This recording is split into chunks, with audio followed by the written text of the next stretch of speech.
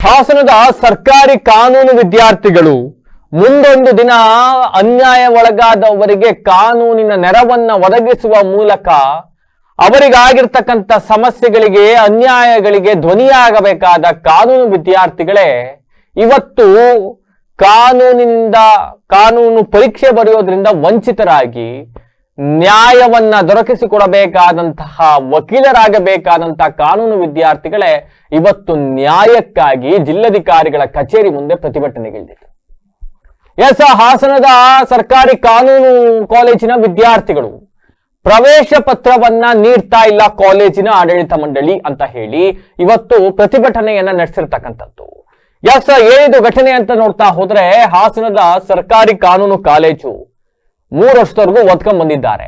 4ನೇ ಸೆಮಿಸ್ಟರ್ ಈಗ ಇಲ್ಲಿವರೆಗೂ ಫೀಸ್ ಕಟ್ಟಿದ್ದಾರೆ, ಹಾಲ್ ಟಿಕೆಟ್ ಬಂದಿದೆ, ಎಕ್ಸಾಮ್ ಬರ್ದಿದ್ದಾರೆ, ಎಲ್ಲವೂ ಆಗಿದೆ. ನಾಳೆಯಿಂದ ಎಕ್ಸಾಮ್ ಇದೆ. ಆದ್ರೆ ಈ ಸಂದರ್ಭದಲ್ಲಿ ಕಾಲೇಜಿನ ಆಡಳಿತ ಮಂಡಳಿ ನಿಮಗೆ ಹಾಲ್ ಟಿಕೆಟ್ ಕೊಡಕ್ಕಾಗೋದಿಲ್ಲ ಅಂತ ಹೇಳ್ತಾ ಇದೆಯಂತೆ.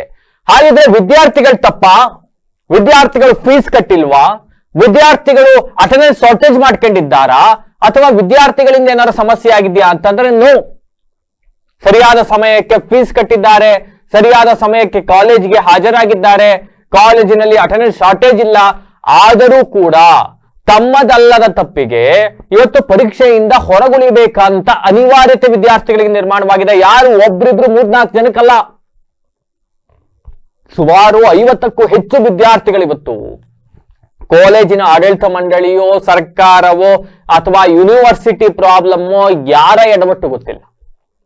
ಬಟ್ ಆದ್ರೆ ಕಾಲೇಜಿಗೆ ಇರ್ತಕ್ಕಂಥ ಇಂಟೇಕ್ಗಿಂತ ಹೆಚ್ಚುವರಿಯಾಗಿ ವಿದ್ಯಾರ್ಥಿಗಳನ್ನ ಅಡ್ಮಿಷನ್ ಮಾಡ್ಕೊಂಡಿದ್ದಾರೆ. ಹಾಸನದ ಕಾನೂನು ಕಾಲೇಜಿನಲ್ಲಿ ನಡೆದಿರ್ತಕ್ಕಂಥ ಘಟನೆ ಇದು.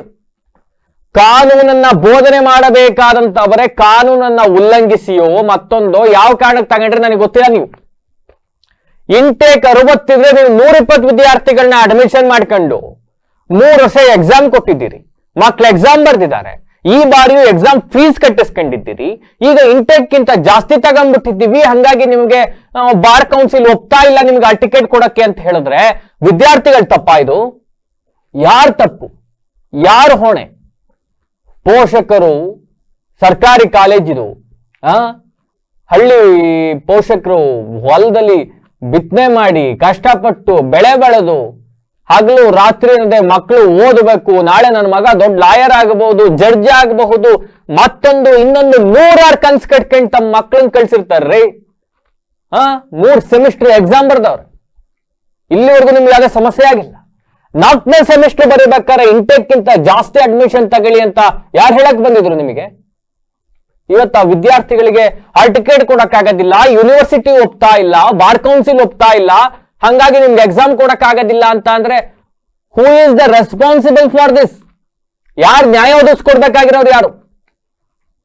ಹಾಸನದ ಸ್ಥಳೀಯ ಶಾಸಕ ಸ್ವರೂಪ್ ಪ್ರಕಾಶ್ ಅವರು ಕೂಡ ಮನವಿ ಕೊಟ್ಟಿದ್ದಾರಂತೆ. ಅವರು ನನಗೆ ಈ ಬಗ್ಗೆ ಮಾಹಿತಿ ಇದೆ, ನಾನು ಇದ್ರ ಬಗ್ಗೆ ಮಾತನಾಡ್ತೀನಿ ಅಂತ ಹೇಳಿದ್ದಾರಂತೆ. ನಾಳೆ ಎಕ್ಸಾಮ್ ಇದೆ. ವಿದ್ಯಾರ್ಥಿಗಳ ಭವಿಷ್ಯದ ಜೊತೆ ಚೆಲ್ಲಾಟ ಆಡಬೇಡಿ. ವಿದ್ಯಾರ್ಥಿ ಕಾಂತರಾಜ್ ಅಂತಕ್ಕಂಥವ್ರು ಮಾತನಾಡಿದ್ದಾರೆ. ಸಾಲ್ಗಾಮೆ ರಸ್ತೆಯಲ್ಲಿ ಇರ್ತಕ್ಕಂಥ ಸರ್ಕಾರಿ ಕಾನೂನು ಕಾಲೇಜಿನ 4ನೇ ವರ್ಷದ ಸೆಮಿಸ್ಟರ್ನ ವಿದ್ಯಾರ್ಥಿಗಳು ನಾವು ಪರೀಕ್ಷೆ ಬರೆಯೋಕೆ ನಮ್ಮನ್ನ ಕಾಲೇಜು ಆಡಳಿತ ಮಂಡಳಿ ಬಿಡ್ತಾ ಇಲ್ಲ, ನಮ್ಗೆ ಟಿಕೆಟ್ ಕೊಡ್ತಾ ಇಲ್ಲ. ನಾವೆಲ್ಲ ಕಾಲೇಜು ಪ್ರವೇಶ ಮತ್ತೆ ಪರೀಕ್ಷೆ ಶುಲ್ಕ ಎಲ್ಲಾನು ಸರಿಯಾದ ಸಮಯಕ್ಕೆ ಪಾವತಿ ಮಾಡಿದ್ದೀವಿ. ಆದ್ರೂ ಕೂಡ ನಮ್ಮ ಪ್ರವೇಶ ಪತ್ರವನ್ನ ನೀಡದೆ ನಮ್ಮ ಶೈಕ್ಷಣಿಕ ವರ್ಷದ ಭವಿಷ್ಯದಲ್ಲಿ ಚೆಲ್ಲಾಟ ಆಡ್ತಾ ಇದ್ದಾರೆ, ಖಂಡನೀಯ ಅಂತ ಹೇಳಿದ್ದಾರೆ. ಸಂವಿಧಾನ 1 ಪರೀಕ್ಷೆ ಯಾವ್ದೋ ಇದೆಯಂತೆ, 20ನೇ ತಾರೀಕು ನಾಳೆ ಒಂದು ಎಕ್ಸಾಮ್ ಇದೆಯಂತೆ. ಇಷ್ಟಿದ್ರು ಕೂಡ ಇನ್ನೂ ಹಾಲ್ ಟಿಕೆಟ್ ಕೊಡ್ತಾ ಇಲ್ಲ. ಮಕ್ಕಳು ಎಕ್ಸಾಮ್ ಹಿಂದಿನ ದಿವಸ ಪಾಪ ಕುತ್ಕೊಂಡು ಓದ್ಬಿಡೋಣ ಅನ್ಕೊಂಡಿರ್ತಾರೆ. ಆದ್ರೆ ಎಕ್ಸಾಮ್ ಹಿಂದಿನ ದಿವಸ ನೀವು ಹಾಲ್ ಟಿಕೆಟ್ ಕೊಡ್ದಲೆ ಕಾಲೇಜ್ ಮುಂದೆನೆ ಇಷ್ಟೆಲ್ಲ ಸತಾಯಿಸ್ಕೊಂಡು ಆಟ ಆಡ್ಬಿಟ್ರೆ ಯಾವಾಗ ಓದಬೇಕು, ಎಕ್ಸಾಮ್ ಹೆಂಗ್ ಬರೀಬೇಕು?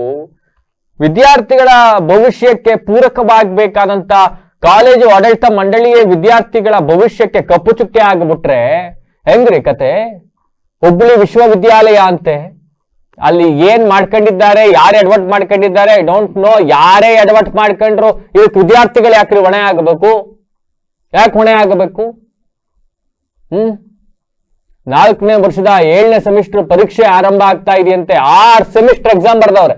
ಅಲ್ಲಿವರೆಗೂ ಯಾರಿಗೂ ಸಮಸ್ಯೆ ಆಗಿಲ್ಲ, ಈಗ ಸಮಸ್ಯೆ ಎದುರಾಗಿದೆ ಅವ್ರಿಗೆ. ಇಂಟೆಕ್ಕಿಂತ ಜಾಸ್ತಿ ತಗೊಂಡ್ರದನ್ನ ಕಂಡಿಡಿಯಕ್ಕೆ ನಿಮಗೆ 6 ಸೆಮಿಸ್ಟರ್ ಬೇಕಾಯ್ತಾ? ಕ್ಲಾಸಲ್ಲಿ ಕುತ್ಕೊಂಡು ಪಾಠ ಮಾಡಿದ್ದೀರಿ, ಅಟೆಂಡೆನ್ಸ್ ಕೊಟ್ಟಿದ್ದೀರಿ, ಫೀಸ್ ಕಟ್ಟಿಸ್ಕೊಂಡಿದ್ದೀರಿ, ಫೀಸ್ ಕಟ್ಟಿಸ್ಕೋಬೇಕಾದ್ರೆ ಗೊತ್ತಿರ್ಲಿಲ್ವಾ? ಇವತ್ತು ನಾವು ಹಾಲ್ ಟಿಕೆಟ್ ಕೊಡಕ್ಕಾಗೋದಿಲ್ಲ ಅಂತ ಅಂದ್ರೆ 6 ಸೆಮಿಸ್ಟರ್ ಎಕ್ಸಾಮ್ ಬರ್ದಿರೋ ಮಕ್ಕಳು ಗತಿ ಏನ್ರಿ? ಯಾರು ತಂದು ಕೊಡ್ತಾರೆ 3 ವರ್ಷ ಅವಧಿನ? ಎಸ್ 23 ವಿದ್ಯಾರ್ಥಿಗಳಂತೆ ಅವರಿಗೆ ಶೈಕ್ಷಣಿಕ ವರ್ಷಕ್ಕೆ ಕೊಡ್ತಾ ಇಲ್ವಂತೆ ಹಾಲ್ ಟಿಕೆಟ್. ಹಂಗಾಗಿ ಪ್ರತಿಭಟನೆ ಮಾಡಿದ್ದಾರೆ, ಅಳಲು ತೋಡ್ಕೊಂಡಿದ್ದಾರೆ.